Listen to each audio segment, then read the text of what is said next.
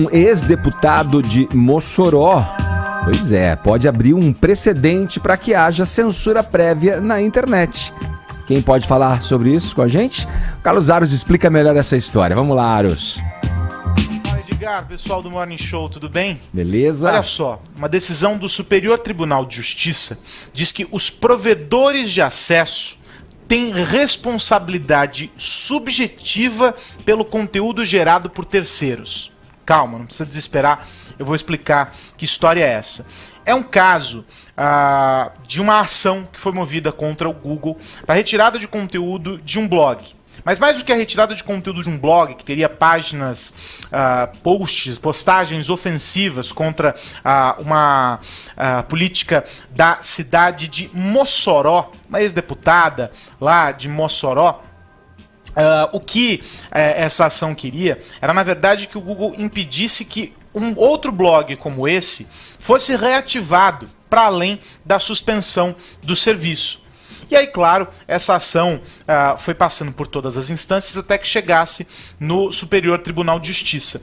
E aí, a decisão da relatora do caso chamou a atenção quando ela usa essa expressão, a responsabilidade subjetiva. Então, trocando em miúdos, é basicamente o seguinte, o Google não se limita a abrigar o conteúdo. Ele oferece a possibilidade de hospedagem, ferramentas de edição do blog, cria e mantém esses conteúdos criados, né, blogs criados e mantidos por esses terceiros. E não exerce nenhum controle sobre o que é publicado por lá.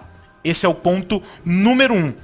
Mas, segundo a ministra, o Marco Civil da Internet, que foi instituído pela Lei 12.965 de 2014, considera o provedor de aplicação responsável pelo conteúdo gerado por terceiros a partir da data do descumprimento de ordem judicial.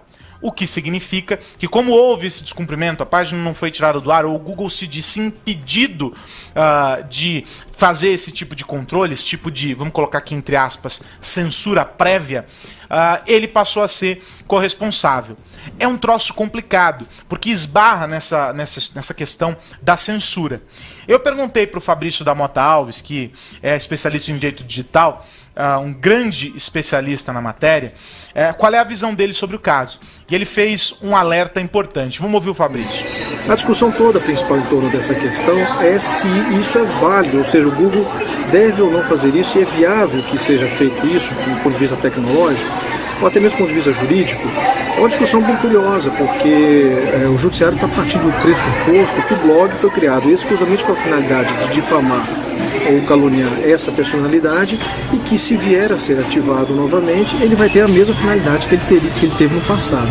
Então não deixa de ser, uma certa forma, uma censura prévia, de parte do pressuposto que o instrumento digital, né, o meio digital, vai ser utilizado futuramente, mais uma vez, para finalidade ofensiva, né, danosa à honra e à imagem de alguém. É claro que isso não é um fato, isso não é uma perspectiva sequer razoável, porque o blog pode ser reativado com outras finalidades, né?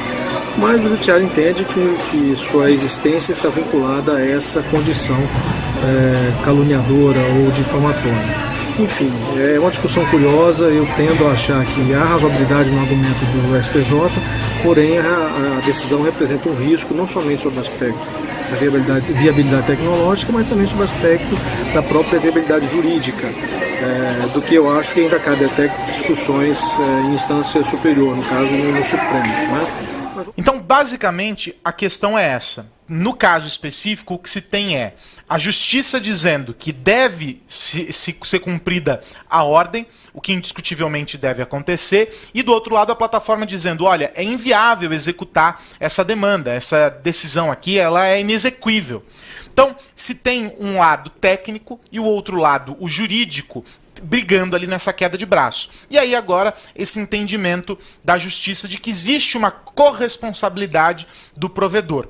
É preocupante, é perigoso quando a gente pensa que isso pode se estender para todas as plataformas, e esse entendimento do STJ pode acabar por levar à censura prévia, como disse muito bem o Fabrício. Então a gente tem que ficar atento.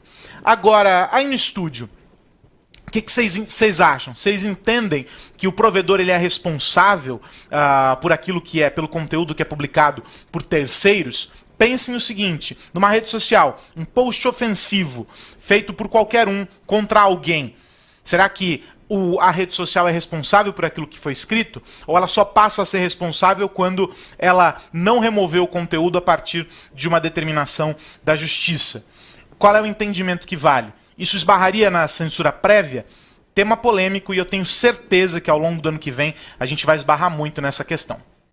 Aí, olha, realmente é uma questão polêmica, porque só de ver a matéria e ouvir o tema com o Carlos Aros falando, o especialista ali, eu penso que a questão também é flexível. Então você vai jogar toda para os portais que detêm as redes, enfim, digitais, um júri para julgar ali previamente o que vai ser colocado.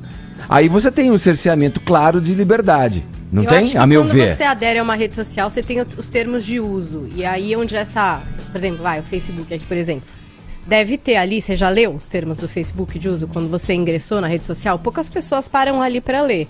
Mas ali já deve estar descrito, por exemplo, que caso você erre, eles estão fazendo... a responsabilidade seria sua. Óbvio. Você difamou alguém no Facebook, é culpa do Facebook? Não sei, me parece um pouco estranho, entendeu? Porque é inviável. Como é que essas mídias vão fiscalizar isso primeiro? Até já houve casos em que conteúdos ofensivos foram retirados. E que sejam, isso aí é legal, que continuem sendo retirados, né? Até porque o implemento da justiça que atinge esses casos, digamos, digitais, ele vem sendo feito. Ainda não está no ideal.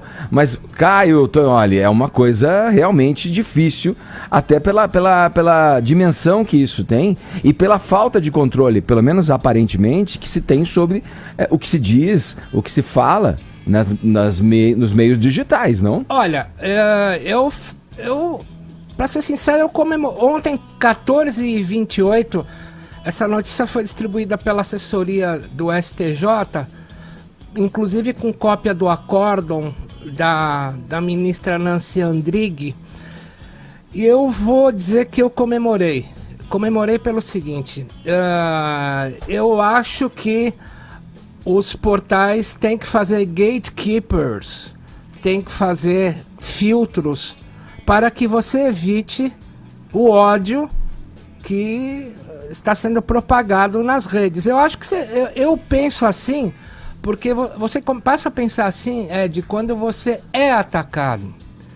E já existe ações por aí em que o portal fica responsável por fornecer o IP, a impressão digital daquele que fez o comentário. Porque tem gente, eu vou contar um caso aqui, por exemplo, tem um cara que fez comentários bárbaros sobre uma pessoa, ele colocou num site, a justiça pediu para o site quebrar o sigilo e dar o IP, teve que dar o IP, foram atrás do IP, era o IP, a impressão digital de um computador público de uma grande livraria de São Paulo, e a pessoa identificou quem era que estava postando a partir da câmera da grande livraria. Então eu acho que as pessoas têm que ser responsáveis pelo que elas escrevem, certo. E é uma corresponsabilidade do portal que as publica. Essa história de colocar